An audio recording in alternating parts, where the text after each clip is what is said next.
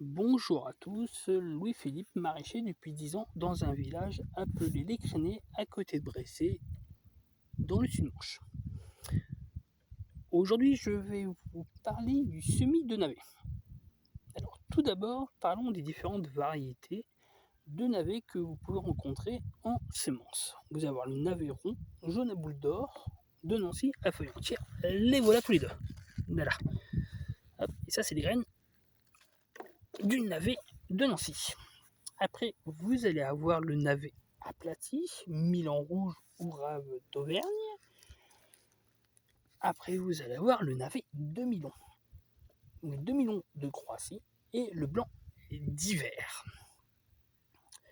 Le semis de navet peut être effectué à partir de février sous châssis et en pleine terre à partir d'avril, selon certaines conditions météorologiques et de préférence les températures qui doivent atteindre les 15 degrés. Et par contre, après, vous pouvez semer jusqu'en septembre. Mais là, par exemple, celui-ci, c'est juillet-août. Et celui-là, alors, mars, avril, mai. Et vous pouvez après juillet-août aussi. Voilà. Alors, les sillons. Moi, je le travaille les semis en sillon directement. Et je laisse 30 cm d'espace entre les deux rangées que je vais faire. Voilà. Donc, les graines, après, je les prends. Voilà. Voilà, je les étale assez correctement.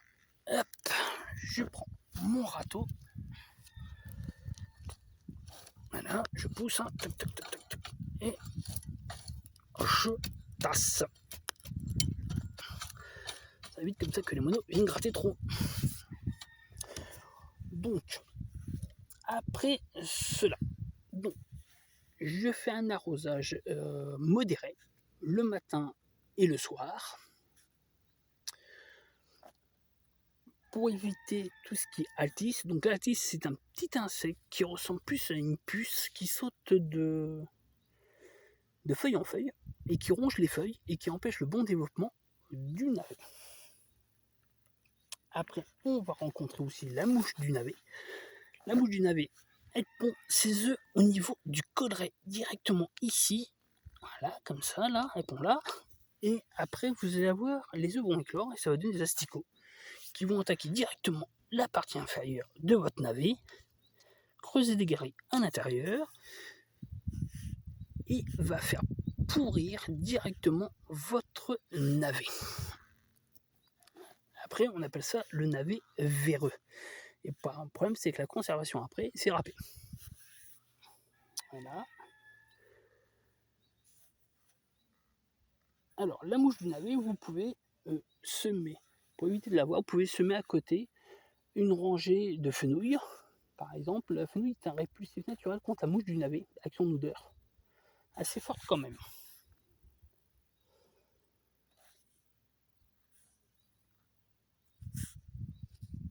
Alors, dans les maladies du navet, on a une maladie essentielle, c'est la rouille blanche qui s'attaque aux feuilles. Donc là, de préférence, il faut éviter de faire des arrosages sur les feuilles. Et vous pouvez, en prévention, faire une décoction d'ail ou purin d'ortie. Bon, la décoction d'ail, c'est tout à fait rapide, c'est 48 heures. Vous mettez 75 grammes d'ail haché dans 1,5 litre d'eau. Vous laissez ça pendant 48 heures fermenter et après, vous pulvérisez pendant 3 jours sur vos navets. Et comme ça fait une prévention. Et en plus, il faut savoir que l'ail est un répulsif aussi naturel pour tout ce qui est altis, contre ces petits insectes-là. Donc après, on va avoir toujours les mêmes problèmes. Donc on va avoir la limace et l'escargot qui va creuser des galeries à fleurs comme ça de vos navets qui les fera pourrir de l'intérieur aussi. Donc comme je vous disais, hein, ce que je dis régulièrement dans mes vidéos précédentes, je parle de bourrache. Donc la bourrache est un répulsif aussi naturel, donc pour la limace et l'escargot. Donc on va avoir aussi d'autres bêtes qui vont arriver, par exemple le lapin ou le lièvre qui mangent donc les fans du navet et qui empêche le bon développement du navet. Donc il y a plusieurs moyens pour faire fuir comment s'appelle un lièvre ou un lapin. Donc vous pouvez demander quand vous allez chez votre coiffeur de récupérer vos cheveux, de les mettre au bout d'une chaussette et de les pendre. Le lapin et le lièvre n'aiment pas l'odeur de l'être humain. Vous allez avoir sinon éplucher de l'ail, mettez-en au sol. Comment s'appelle, le lapin et le lièvre n'aiment pas ça. Ou sinon vous avez le marc de café. Vous mettez votre marc de café au pied de votre, juste au pied là par exemple, de votre navet, ça fait fuir le lapin. Le lapin n'aime pas le marc de café.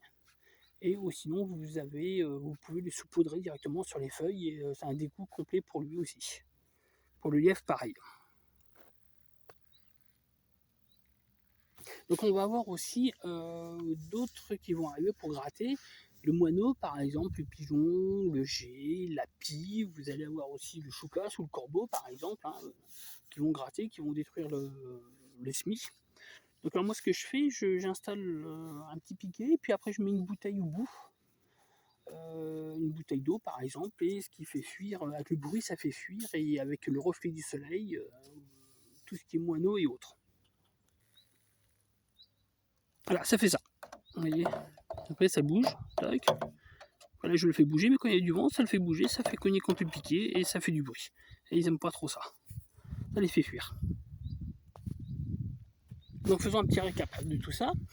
Donc le semis se fait en sillon, voilà, 2 à 3 cm de profondeur. Au bout de 8 à 12 jours, vous avez la sortie. Après 2 semaines après, vous devez, le mieux c'est d'épaissir donc vos navets. Surtout vous n'essayez pas de les repiquer, j'ai tenté, ça marche pas. En repiquant le navet que j'ai enlevé, ça poussait pas du tout, ça crevait. Donc non, ça marche pas non plus malheureusement. Vous laissez 20 cm de distance entre deux navets pour un bon développement. Un arrosage donc le matin et le soir, donc modéré bien sûr, pas trop fort. Et votre culture dure 2 mois, une conservation de 2 à 3 mois dans une cave fraîche. Voilà. Donc ça c'est pour tout ce qui est navet.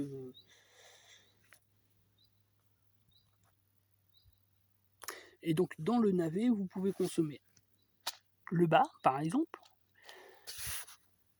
Et vous pouvez consommer aussi ce que nous appelons les feuilles du navet. Vous pouvez faire ça en soupe. Beaucoup de personnes les mettent en soupe. Voilà. Tout ce que je pouvais vous dire sur le navet. Et donc ça fait quelques années que j'en fais, j'arrive à retirer des navets qui font en moyenne 100 à 200 grammes le navet.